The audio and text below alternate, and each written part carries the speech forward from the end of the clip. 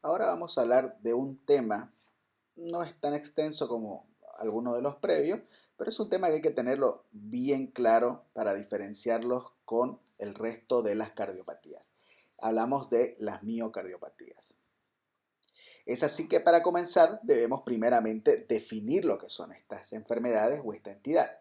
Las miocardiopatías, por tanto, son enfermedades que afectan primordialmente al miocardio y no son consecuencia de hipertensión, de valvulopatías congénitas o adquiridas, de enfermedad coronaria o de anomalías pericárdicas.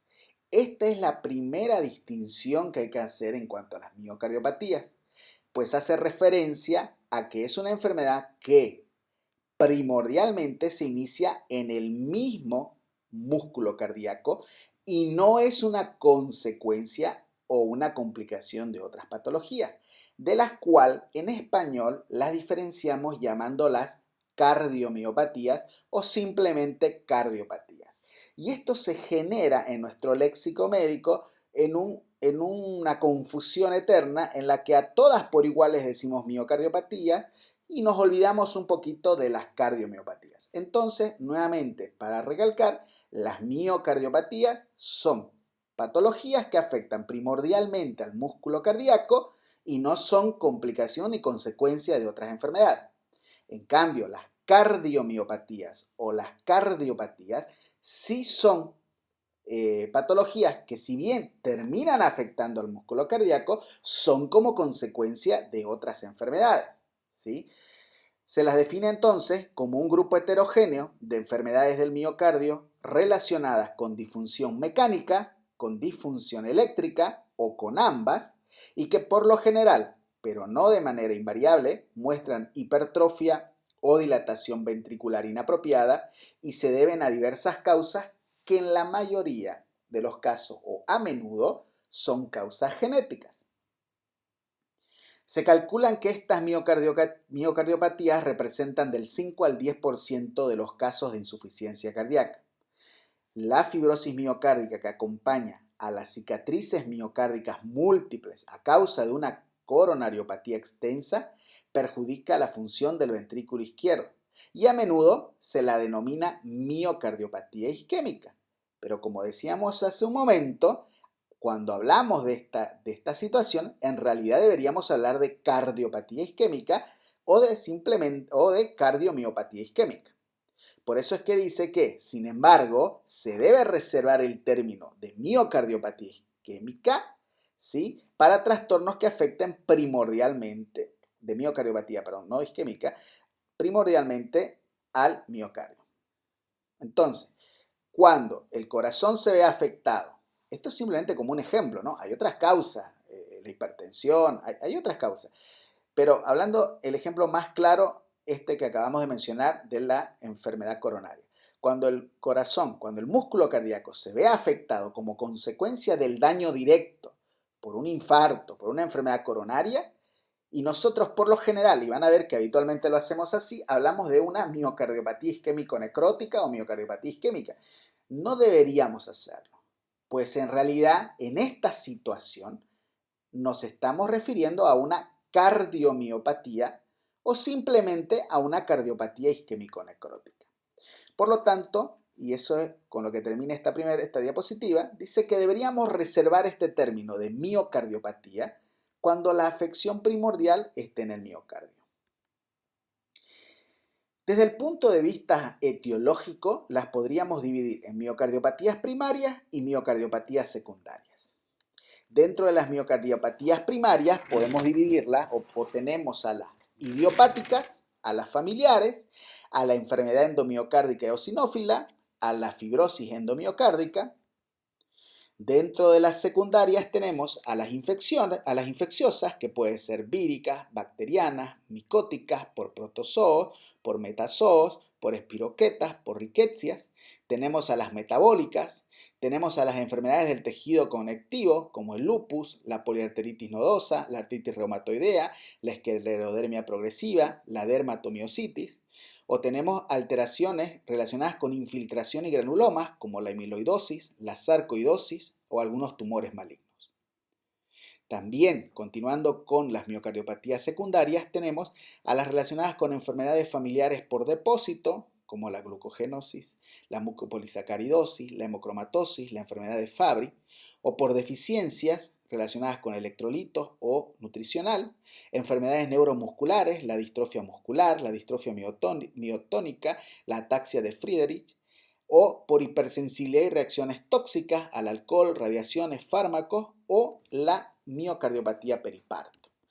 Esta es la forma de clasificar o de ubicar a las diferentes miocardiopatías según un punto de vista etiológico, es decir, según la causa que lleva a que se presente alguna de ellas.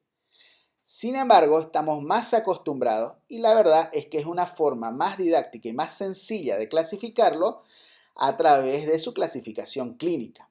Y es así que tenemos nosotros a la miocardiopatía dilatada, a la miocardiopatía hipertrófica y a la miocardiopatía restrictiva. Fíjense que comparando con la estructura normal de lo que vendría a ser un corazón o el ventrículo izquierdo, en este caso como ejemplo, que es el que está localizado a la izquierda de ustedes, a la izquierda superior, ¿sí? La más parecida a esta, es decir, la que menos cambia, al menos en un inicio, su estructura externa es la restrictiva, seguida de la hipertrófica, y en cambio la dilatada es la que la estructura del corazón se ve directamente alterada desde un inicio. Entonces, las miocardiopatías dilatadas se van a caracterizar por un agrandamiento del ventrículo izquierdo o del derecho o de ambos ventrículos. Por una alteración de la función sistólica, se van a presentar como una insuficiencia cardíaca y van a poder tener o van a poder complicarse con arritmias o embolias. La miocardiopatía restrictiva se caracteriza por una cicatrización endomiocárdica o por una infiltración miocárdica que va a producir restricción del llenado ventricular izquierdo, derecho o de ambos. La miocardiopatía hipertrófica se caracteriza por una hipertrofia ventricular izquierda desproporcionada que generalmente afecta más al tabique que a la pared libre del ventrículo izquierdo, con o sin gradiente de presión sistólica intraventricular, y que habitualmente la cavidad del ventrículo izquierdo no está exteriormente dilatada, ¿sí? Esa es la forma en la cual vemos algunas características de estas tres formas de presentación clínica. ¿Cómo deberíamos abordar a estos pacientes de manera inicial? Y bueno, al principio como cualquier paciente, ¿no? Hacer una anamnesis y exploración física meticulosa para poder identificar las afecciones cardíacas y no cardíacas, evaluar los antecedentes familiares de forma detallada sobre insuficiencia cardíaca, miocardiopatías, miopatía del músculo estriado, trastornos de la conducción, taquiarritmias e investigar sobre todo los antecedentes familiares de muerte súbita, ver el antecedente de consumo de alcohol, drogas ilícitas, quimioterapia o radioterapia, valoración de la capacidad para realizar actividades físicas o actividades cotidianas y deseadas, evaluar el estado del volumen circulante, la presión arterial ortostática y el índice de masa corporal. Como los exámenes de laboratorio que teóricamente podríamos pedírselos a todos, podemos solicitar un ionograma, glicemia, función renal, proteinemia, perfil lipídico, ¿sí? La hormona estimulante de la tiroides, dosaje de hierro, un examen general de orina, evaluar las isoformas de la creatinsinasa, concentraciones de troponinas cardíacas, ¿sí? Obviamente un hemograma, recuento leucocitario, ¿sí? O una velocidad de eritrosedimentación, son parte de nuestra batería de laboratorios que inicialmente les deberíamos solicitar a todos estos pacientes por general. Obviamente nos van a servir los diferentes métodos complementarios y cada uno pues tendrá mayor o menor utilidad en los diferentes tres tipos de miocardiopatía. Por ejemplo, la radiografía de tórax será pues muy útil en la dilatada, porque vamos a ver una cardiomegalia, sea moderada o una gran cardiomegalia, vamos a poder evaluar el árbol vascular pulmonar, ¿sí? En cambio, en la restrictiva no va a ser tan útil, tan notorio los cambios como en la dilatada. Vamos a poder observar una ligera cardiomegalia y en la hipertrofia de igual manera vamos a poder evaluar quizás una ligera cardiomegalia y en situaciones más avanzadas quizás hasta una moderada cardiomegalia. En el electrocardiograma, en una miocardiopatía dilatada, podemos evidenciar alteraciones del segmento ST, alteraciones de la onda T. En la restrictiva, el electrocardiograma es totalmente útil porque vamos a poder evidenciar voltajes pequeños, se llaman ondas de microvoltaje, y vamos a poder evidenciar defectos de la conducción. Obviamente, ¿por qué? Porque en estas situaciones el miocardio está ocupado, ¿no? En la hipertrófica vamos a poder ver alteraciones del segmento ST, alteraciones de la onda T, hipertrofia del ventrículo izquierdo, ondas Q anormales. El ecocardiograma desde luego es útil para evaluar tanto la funcionalidad como la estructura del corazón. Vamos a poder ver una miocardiopatía dilatada, una dilatación y disfunción del ventrículo izquierdo. En una restrictiva vamos a poder ver un aumento del grosor de la pared del ventrículo izquierdo y una función sistólica normal o ligeramente disminuida. Y en la hipertrófica vamos a poder ver una hipertrofia del tabique interventricular, pero será una hipertrofia asimétrica y un movimiento sistólico anterior de la válvula mitral.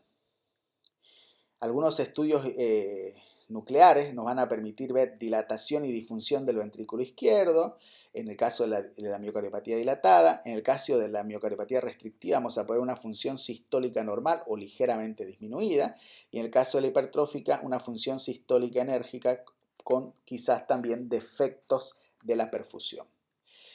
El cateterismo cardíaco en realidad puede ser útil en la miocardiopatía dilatada para ver la dilatación y la disfunción del ventrículo izquierdo, aumento de las presiones de llenado izquierdo y también del cateterismo al realizar y tomar las presiones en un cateterismo derecho, disminución del gasto cardíaco. En la restrictiva vamos a poder ver una función sistólica normal o ligeramente disminuida, aumento de las presiones de llenado tanto izquierdo como derecho, y en la hipertrófica vamos a ver una función sistólica enérgica, obstrucción dinámica del flujo del ventrículo izquierdo, ¿sí? Una elevación de las presiones de llenado tanto izquierdo como derecho.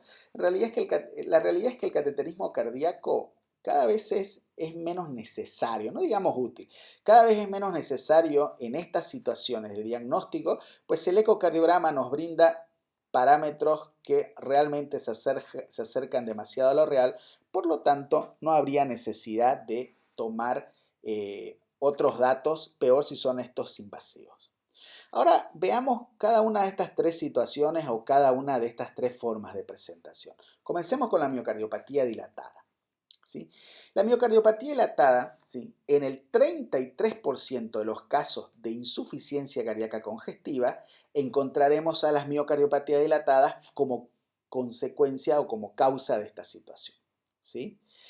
Habrá una alteración en la función de bomba del ventrículo izquierdo, del ventrículo derecho, de ambos, lo que va a originar un remodelado. Por lo general, sus síntomas inician posterior al remodelado, como en la mayoría de las situaciones. Primero se da la alteración funcional, la alteración estructural, y luego recién se van a presentar los síntomas. Y por lo general es el resultado final de alguna patología. Aunque se puede presentar en cualquier edad, con frecuencia se manifiesta clínicamente a partir de la tercera o cuarta década de la vida. Existen causas reversibles como son el alcohol, el embarazo, la enfermedad tiroidea, el uso de cocaína y la taquicardia crónica no controlada. ¿Sí? El cuadro clínico por lo general se presenta como un cuadro típico de insuficiencia cardíaca y a menudo se desarrolla una insuficiencia mitral conforme se va a distorsionar el plano valvular. Fisiopatológicamente hablando, ¿sí? En esta situación lo que vamos a perder al dilatarse el ventrículo izquierdo o al dilatarse el corazón en general, lo que se va a perder es pues la ley de Frank-Starling, ¿sí? Al haber una dilatación del ventrículo izquierdo, no es que se dilata manteniendo el espesor, el grosor de sus paredes, manteniendo la fuerza no, se dilata a expensas de que hay un mayor deterioro de la pared, es decir, la pared se va adelgazando, la fuerza se va perdiendo, el ventrículo, siendo que era de forma piramidal, se va haciendo esférico, por lo tanto, pierde esa característica que nos dice que la fuerza de contracción será en la medida en la cual se distiendan las fibras musculares ante la llegada de sangre. Esa es la ley de Frank-Starling. Esto no va a pasar. ¿Por qué? Porque el músculo cardíaco ha claudicado, ha perdido esa fuerza. Dentro de esa característica esferoidal que tiene, de esa disminución de la fuerza de contracción, dentro de ese adelgazamiento de las paredes, nos vamos a encontrar con áreas que presentan zonas de necrosis, zonas de apoptosis, zonas de fibrosis. Este proceso de cicatrización que sufre el ventrículo izquierdo o el corazón en general, a esto es lo que se denomina remodelado ventricular. Dentro de las causas más frecuentes de miocardiopatía dilatada tenemos, por ejemplo, a las infecciosas, virales, parasitarias, bacterianas, por espiroquetas, por riquecias o de causa que tienen causa micótica por hongos. Tenemos también como causas no infecciosas a la enfermedad inflamatoria granulomatosa, la sarcoidosis y la miocarditis de células gigantes. Tenemos a la miocarditis eosinofílica, a la polimiositis, a la dermatomiositis, a las colagenopatías en general, la miocardiopatía durante el embarazo y el puerperio y también como rechazo al trasplante cardíaco. Entre las causas tóxicas tenemos al alcohol, causas relacionadas con las catecolaminas, como el uso de anfetaminas y el uso de la cocaína, fármacos quimioterapéuticos, el interferón, otros fármacos terapéuticos como la hidroxicloroquina o la cloroquina, tan usada en este momento que estamos atravesando esta pandemia de coronavirus, uso inadecuado de fármacos, metales pesados como plomo o mercurio y exposición ocupacional como por ejemplo a hidrocarburos o arsénico.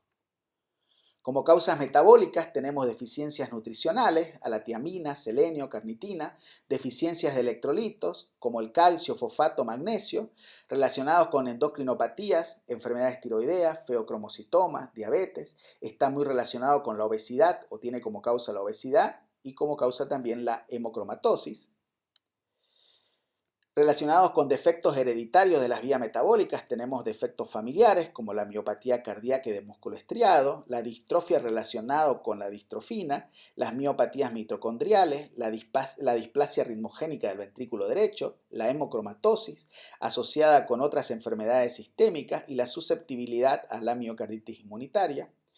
Relacionadas con la superposición con miocardiopatía no dilatada, tenemos a la miocardiopatía con mínima dilatación, la hemocromatosis, la amiloidosis y la miocardiopatía hipertrófica, al menos en su fase de agotamiento o lo que llamamos habitualmente cuando ya el músculo ha claudicado y comienza con una dilatación del ventrículo izquierdo. Y desde luego nunca pueden faltar las de causa idiopática. Tenemos causas diversas, ¿no? Son elementos compartidos de las causas anteriormente mencionadas.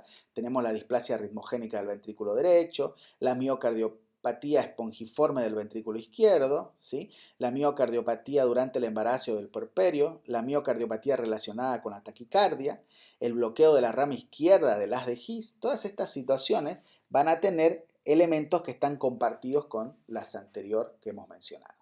Yo les decía que el uso de la radiografía en la miocardiopatía dilatada es muy útil, pues no pasa desapercibido un corazón que se quiere salir del tórax, ¿no? Fíjense, este corazón es enorme, por lo tanto en una radiografía de tórax nos va a ser muy fácilmente identificar que estamos frente a una dilatación del corazón. El ecocardiograma nos mostrará esta situación de una manera más evidente, ¿no? Fíjense, podemos ver una dilatación del ventrículo izquierdo en la imagen del lado izquierdo o una dilatación de todas las cavidades en la imagen del lado derecho. Obviamente esto desde la visión de ustedes. Fíjense ahí en el lado izquierdo, en la imagen superior, tenemos un corazón en la mesa, un corazón enorme, es un corazón totalmente dilatado y un corte anatómico abajo donde vemos cómo se pierde el grosor de la pared del ventrículo y cómo realmente se torna en esa imagen bien esférica, ¿no? Ahora, si comparásemos un corazón normal frente a un corazón dilatado, este ejemplo sería muy útil. E o que está chegando. Ok, obrigado. Agora o que está saindo e o que está chegando. Fíjense cómo se puede comparar el tamaño normal de un corazón, que es el corazón que va a recibir este paciente, versus el tamaño totalmente dilatado, que es el corazón que se está extirpando en este trasplante cardíaco. Hay una notoria diferencia, ¿cierto? Entre algunas de las causas particulares de miocardiopatía dilatada, tenemos por ejemplo la miocardiopatía por alcohol. Esta se presenta en individuos que consumen grandes cantidades de alcohol, mayor a 90 gramos por día, durante varios años y que pueden desarrollar manifestaciones clínicas Sin embargo, esto tiene que ser sobre el hecho de una predisposición o sobre determinantes genéticos. Estos pacientes tienen mal pronóstico, en particular si continúan bebiendo. Menos del 25% de estos pacientes sobreviven a 3 años y el tratamiento, aunque pareciera nada complicado, es simplemente abstenerse del consumo de alcohol. Otra es la miocardiopatía periparto o puerperal. Esta se puede desarrollar durante el último trimestre del embarazo o en los 6 meses siguientes al parto. Por lo general son multíparas y mayores de 30 años de edad. Se desconoce la causa, aunque se piensa que puede ser debido a una miocarditis inflamatoria, activación inmunológica e hipertensión del embarazo. Y el tratamiento es similar a la idiopática. Se puede utilizar un implante de cardiodesfibrilador. Puede llegarse incluso a requerir un trasplante cardíaco y la mortalidad es cercana al 10%. Este es otro ejemplo de la miocardiopatía dilatada, es lo que se denomina síndrome de Takotsubo, ¿sí? O lo que conocemos y de lo que se habla mucho, si ustedes han escuchado alguna vez hablar, en la época del día de San Valentín, del Día del Amor, y la gente te dice que nadie se muere por amor, y el síndrome de Takotsubo viene y te da una bofetada en la cara y te dice mentira, la gente se muere por amor. A eso se denomina vulgarmente el síndrome del corazón roto. Es una miocardiopatía que desencadena por estrés y muy conocida dentro del área de la hemodinamia en particular, que es lo que se conoce como síndrome de Takotsubo, denominada también como síndrome de disfunción ventricular transitoria. En resumen, es un infarto con arterias coronarias normales. El mecanismo de causa no es tan claro, aunque parece haber cierta participación de la respuesta adrenérgica, lo que incluye a las catecolaminas circulantes que actúan sobre los vasos coronarios epicárdicos o sobre la microcirculación coronaria. Fíjense lo que es este video tomado en nuestra sala de hemodinamia. Esa es la imagen típica del síndrome de Takotsubo. Una de los 6 tipos de presentación, quizás el más común, vemos una hipercontractilidad de la base del ventrículo izquierdo con una aquinesia o, como decimos, se queda toda la punta del corazón. Esa imagen que ven como de un jarrón, el momento que hay la contracción de la base, es la imagen típica de los que se llamaban esos jarrones de Takotsubo, con los cuales los japoneses cazaban pulpos, y es por eso que, por esa imagen, durante el estudio angiográfico, es que se lo denominó síndrome de Takotsubo. Eso fue un breve repaso de lo que son las miocardiopatías dilatadas. Ahora veamos lo que es la miocardiopatía hipertrófica. Se caracteriza, desde luego, por la hipertrofia del ventrículo izquierdo, que habitualmente no se dilata sin ningún antecedente obvio, como hipertensión o estenosis aórtica, y afecta a 1 de cada 500 habitantes. Como rasgos habituales tenemos una hipertrofia del ventrículo izquierdo asimétrica. Esa es la característica típica y eso es lo que lo diferencia de la cardiomiopatía hipertrófica o de la cardiopatía hipertrófica. En la cardiopatía hipertrófica, por lo general, la hipertrofia es simétrica. En la miocardiopatía hipertrófica, la hipertrofia del ventrículo es asimétrica y a menudo tiene predilección, ¿sí?, por el tabique interventricular.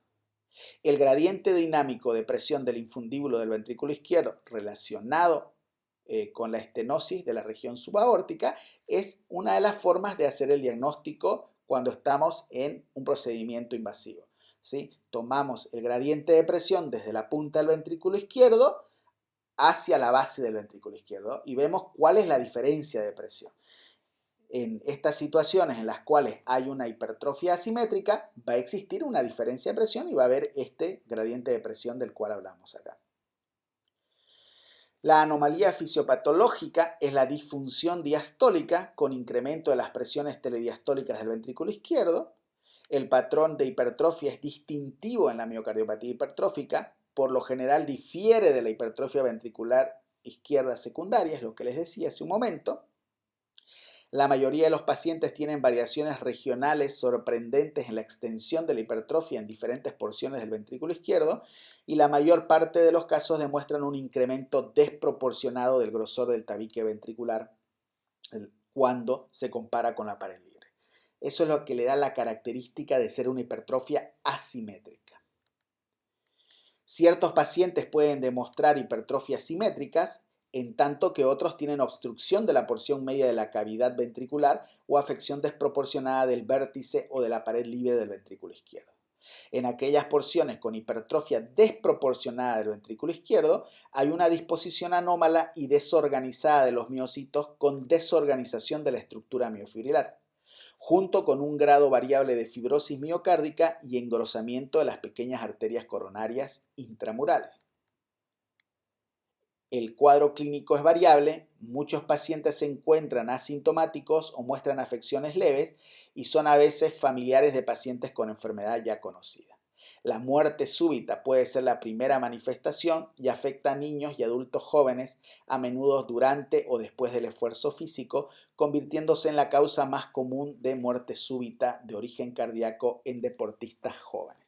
Esta es la causa por la que muchos pacientes hacen muerte súbita cuando hablamos de deportistas jóvenes, en los cuales uno esperaría que no les vaya a pasar nada, ¿no? Porque si uno dice, si a esta gente que es deportista de alto rendimiento les pasa esto, ¿qué nos espera a los demás? ¿Sí? En cuanto a lo que es las características fisiopatológicas de esta hipertrofia ventricular, obviamente el aumento del espesor del ventrículo izquierdo lleva consigo ciertas complicaciones, ¿sí? ¿Por qué? Porque, como hablábamos en las anteriores clases, este aumento del espesor o este aumento del grosor de la pared del ventrículo izquierdo, ¿sí?, inmediatamente genera mayor demanda de oxígeno, necesita más sangre para nutrirse.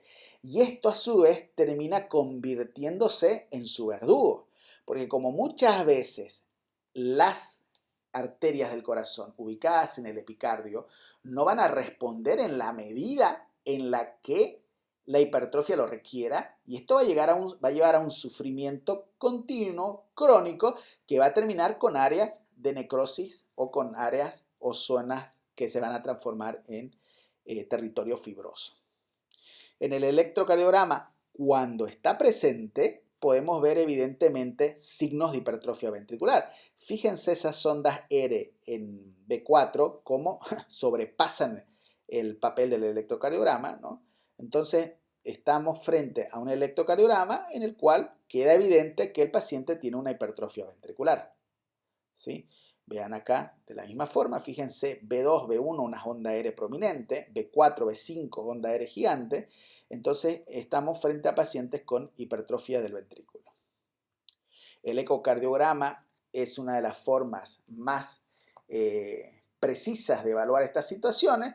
Fíjense, aquí estamos frente a una imagen ecocardiográfica, vemos un engrosamiento básicamente del todo el septum interventricular y parte de la base del ventrículo izquierdo, ¿no? Entonces, es un engrosamiento o es una hipertrofia totalmente evidente.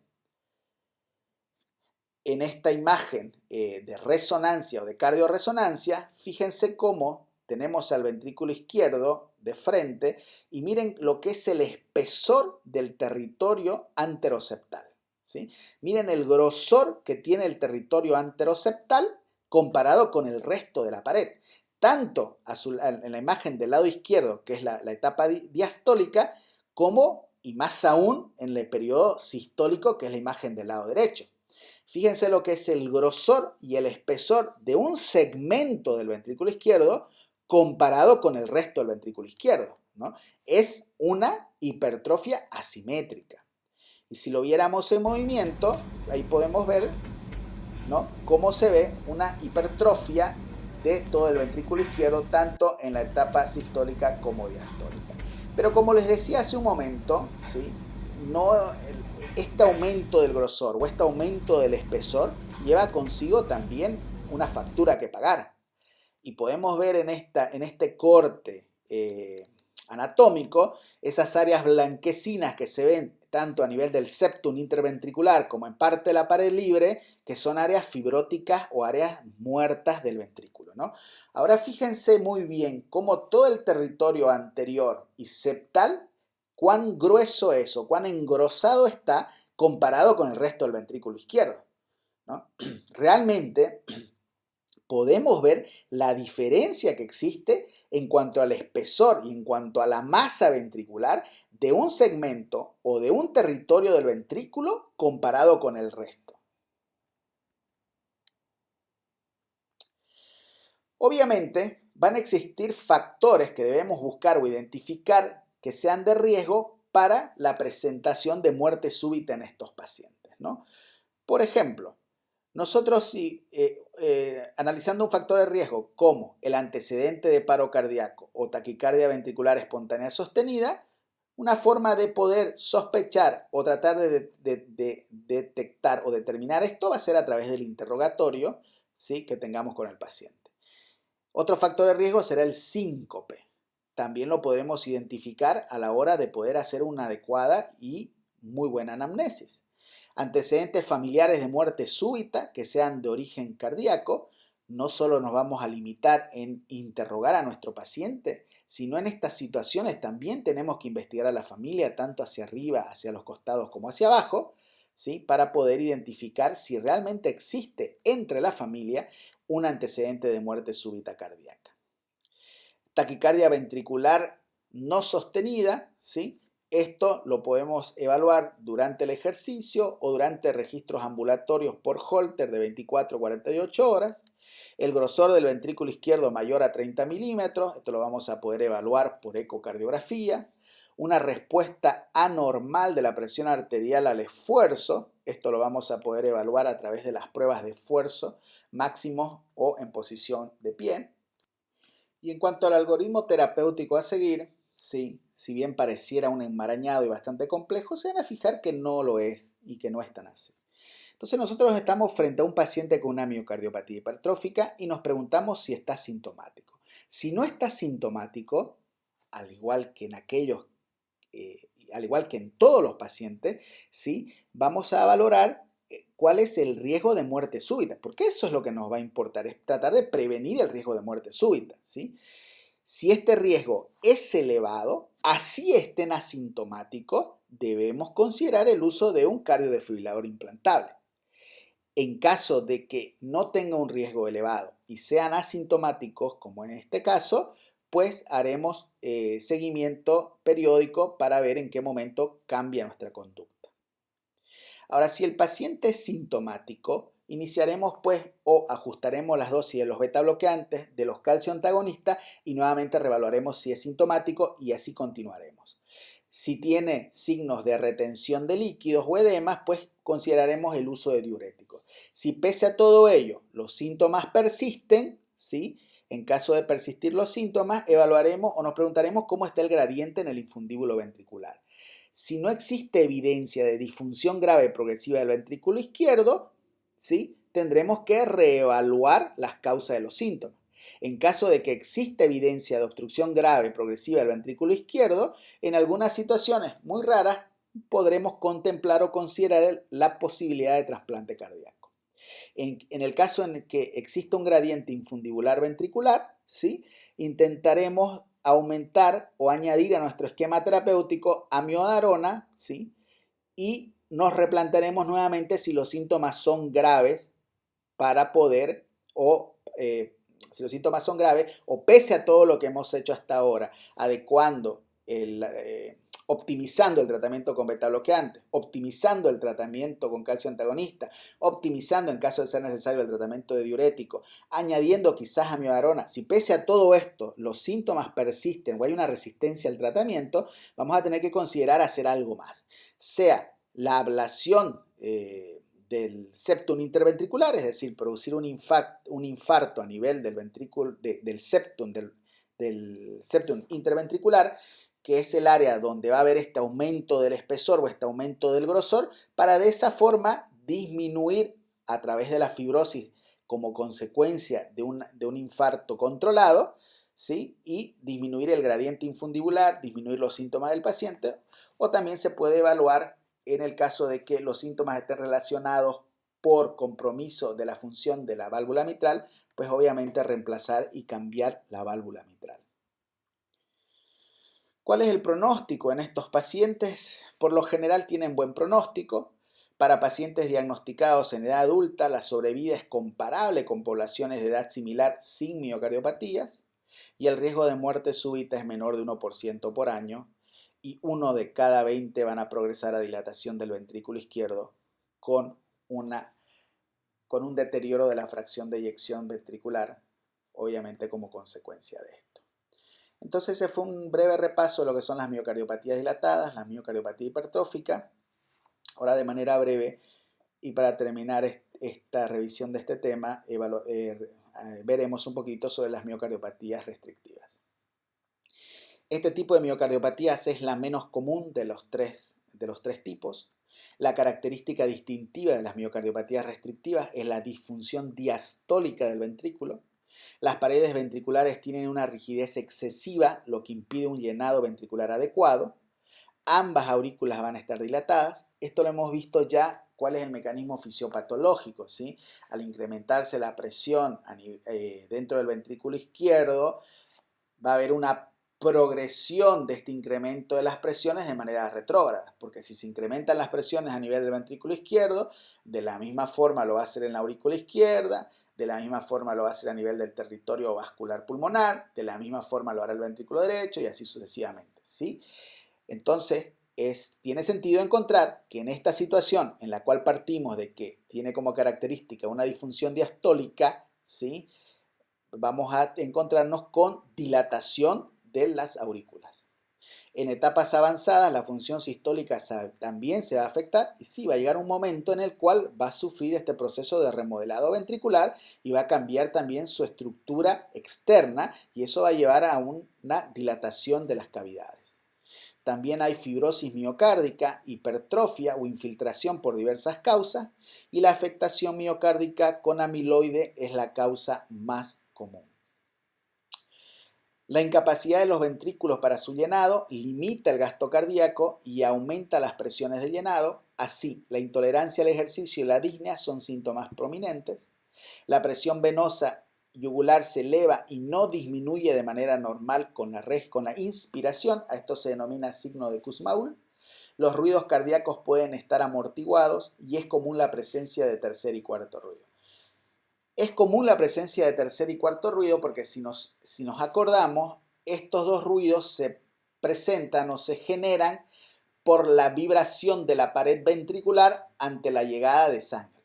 El tercer ruido se va a generar durante el paso pasivo de sangre de la aurícula izquierda, de las aurículas a los ventrículos, y el cuarto ruido durante la sístole auricular, ¿sí? Por lo tanto, pues en un músculo, en un ventrículo rígido, como es la miocardiopatía restrictiva, tiene sentido que al llegar la sangre pues vibre esa pared y se presente un tercer y cuarto ruido. A diferencia de la pericarditis constrictiva, el choque de punta suele ser fácilmente palpable y es común la insuficiencia mitral. A menudo se presentan con más síntomas de las cavidades derechas, ¿sí? Es decir, por lo que explicamos fisiopatológicamente, las manifestaciones van a estar más relacionadas con congestión. ¿Por qué? Por incremento de las presiones. Porque si dijimos que las presiones progresan de manera retrógrada desde el ventrículo izquierdo hasta la aurícula derecha, ¿sí? Las venas o los vasos venosos, que son vasos reservorio, vasos de capacitancia, no van a tener la capacidad de incrementar la presión en la medida que lo demande la aurícula derecha para generarse un gradiente de presión y la sangre pueda avanzar. Entonces va a haber mayor dificultad en este avance de la sangre desde el árbol venoso, lo cual va a incrementar la presión hidrostática y va a empezar a salir o escapar líquido hacia los espacios circundantes, ¿no? Va a llenarse de líquido los terceros espacios, va a haber congestión hepática, edemas, va a haber presencia de escape de líquido hacia el intersticio pulmonar, ¿sí? Entonces todas estas van a dar más manifestaciones de las cavidades derechas que manifestaciones propias de la cavidad izquierda. El choque de punta del corazón se encuentra menos desplazado que en las dilatadas y menos dinámico que en las hipertróficas. Y quizás una de las formas más características fuera del ecocardiograma es cuando vemos estos electrocardiogramas con microvoltaje. Fíjense que en las derivaciones, en particular de D1 hasta ABF, pareciera una línea isoeléctrica con algunos artefactos, digamos. No es tan notorio los cambios en el registro de las ondas, ¿no? A esto se denomina electrocardiograma de bajo voltaje. Entre las causas más frecuentes tenemos las infiltrativas, como la amiloidosis, que puede ser primaria, familiar o senil, efectos metabólicos hereditarios, enfermedades por almacenamiento, como la hemocromatosis, defectos metabólicos hereditarios, como la enfermedad de Fabry o la glucogénesis, relacionadas con la fibrosis, como la radiación o la esclerodermia, ¿sí? Relacionadas o causas endomiocárdicas que pueden ser posiblemente relacionadas con enfermedades fibrosas como la fibrosis endomiocárdica tropical o el síndrome hiperoeosinofílico. Puede ser también el síndrome carcinoide, la radiación o fármacos como por ejemplo la serotonina y la ergotamina. Como causas también la superposición con otras miocardiopatías, como la miocardiopatía hipertrófica o la pseudohipertrófica, la miocardiopatía con dilatación mínima, miocardiopatía dilatada en unas etapas tempranas o miocardiopatía dilatada por recuperación parcial. También la sarcoidosis y, como siempre, está presente la idiopática. De esta forma y de una manera muy breve y concreta hemos hecho una revisión de las diferentes miocardiopatías. Nuevamente les pido que por favor complementen esto con la lectura de los libros texto en los cuales tenemos como referencia para la asignatura, y desde ya les agradezco nuevamente por su atención.